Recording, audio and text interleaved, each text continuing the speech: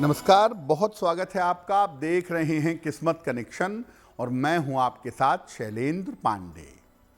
देखिए, समस्याओं के समाधान के लिए हम बहुत बार मंत्रों का जप करते हैं, लेकिन कभी कभी मंत्र कठिन होते हैं, स्तुतियां कठिन होती हैं। इसी वजह से चालीसा बनाई गई ताकि सरल भाषा में आप अपनी बात कह सकें, आप अपनी स्तुति कर सकें। तो आज आपको बताएंगे अलग अलग चालीसा के बारे में और चालीसा पढ़ने के नियम के बारे में। हम आज बात कर रहे हैं चालीसा के बारे में। सबसे पहले जानते हैं कि चालीसा होती क्या है और इसका महत्व क्या है। देखिए, भक्त द्वारा अपने भगवान या इष्ट देव को, इष्ट देवी को प्रसन्न करने के लिए और अपनी समस्याओं के निवारण के लिए सरल भाषा में जो प्रार्थना की जाती है उसको चालीसा कहते हैं। इसको चालीसा इसलिए कहते हैं क्योंकि इसमें 40 लाइनें होती हैं। और जैसा आपको पहले बताया कि मंत्र कठिन होते हैं लेकिन चालीसा सरल होती है। सरल भाषा में लिखा होने के कारण इसको आसानी से पढ़ा जा सकता है। इसीलिए मंत्रों की तुलना में चालीसा लोग ज़्यादा पढ़ते हैं और चालीसा ज़्यादा लोकप्रिय भी है।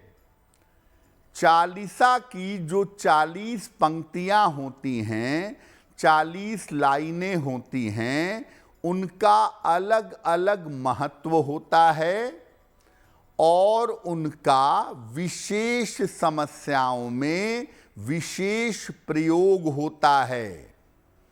जब मंत्र पढ़ना कठिन हो, मंत्र का उच्चारण न कर पाएं, तो ऐसी दशा में चालीसा पढ़कर भी अपनी समस्याओं का समाधान कर सकते हैं। गोस्वामी तुलसीदास जी महाराज ने हनुमान चालीसा लिखी है और हनुमान चालीसा सर्वाधिक शक्तिशाली और लोकप्रिय मानी जाती है। भारत में हर घर में हनुमान चालीसा आपको मिलेगी और ज़्यादातर लोग सुबह के समय हनुमान चालीसा का पाठ अवश्य करते हैं, क्योंकि एक तो ये सरल है और दूसरे हनुमान चालीसा का प्रभाव बहुत ताकतवर होता है। अब ये जानते हैं कि चालीसा पढ़ी कैसे जाएगी, चालीसा का पाठ करने का तरीका क्या है।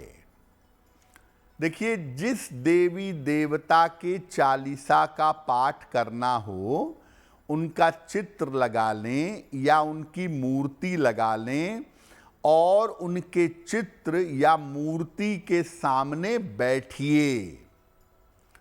इसके बाद उस देवता या देवी के समक्ष छोटे से लोटे या गिलास या कटोरी में जल भर करके रखिए। कम से कम 1 बार से लेकर 3 बार चालीसा का पाठ करिएगा और पाठ के बाद जो आपकी इच्छा हो, जो आपकी प्रार्थना हो, वो देवी देवता से कहिएगा और उस जल को प्रसाद की तरह ग्रहण करिएगा। प्रयास करिए कि चालीसा पाठ का समय एक ही हो, यानी अगर आप रोज शाम को पाठ करते हैं तो रोज शाम को पाठ करिए। अगर रोज प्रातः पाठ करते हों तो प्रातः पाठ करिए। विशेष दशाओं में, यात्रा के दौरान या सोते समय भी आप चालीसा का पाठ कर सकते हैं। मंत्र पढ़ने का नियम है कि शुद्ध होकर, पवित्र होकर मंत्र पढ़ा जाए, लेकिन चालीसा के पाठ के लिए आप कहीं भी, किसी भी स्थिति में सामान्य तरीके से बैठ करके चालीसा का पाठ कर सकते हैं। और चालीसा का पाठ करने के बाद जो आप प्रार्थना करेंगे वो प्रार्थना स्वीकार होगी। वैसे तो आप देखेंगे कि लगभग हर देवी देवता के लिए अलग अलग चालीसाएं बनाई गई हैं। तो हम आपको बताते हैं कि अलग अलग समस्याओं के समाधान के लिए कौन सी चालीसा का पाठ करना चाहिए। अगर आप अच्छा स्वास्थ्य चाहते हैं, बेहतर स्वास्थ्य चाहते हैं, तो शिव चालीसा का पाठ रोज सुबह शाम आपको करना चाहिए। अगर शिव चालीसा का पाठ सुबह शाम करेंगे तो आपका स्वास्थ्य बेहतर होगा। अगर आप अच्छी शिक्षा चाहते हैं, अच्छी एजुकेशन चाहते हैं, एजुकेशन की बाधाओं को दूर करना चाहते हैं, तो सरस्वती चालीसा का पाठ करना अच्छा होगा। इससे शिक्षा की स्थिति में सुधार होगा। अगर आप अच्छी आर्थिक स्थिति चाहते हैं और धन चाहते हैं, तो लक्ष्मी चालीसा का पाठ आपको करना चाहिए। अगर लक्ष्मी चालीसा का पाठ करें तो धन का लाभ होगा। अगर संतान प्राप्ति चाहते हैं, संतान होने में दिक्कत हो रही है, तो श्री कृष्ण चालीसा का पाठ करना आपके लिए बहुत अच्छा होगा।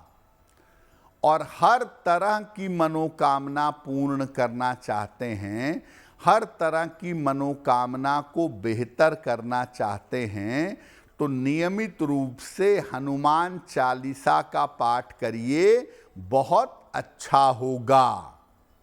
नौकरी हो, रोजगार हो, धन हो, कोई विपत्ति हो, कोई संकट हो, ऐसे समय में अगर आपको दिक्कत आ रही है तो नियमित रूप से सुबह शाम हनुमान चालीसा पढ़ने से आपको लाभ होगा।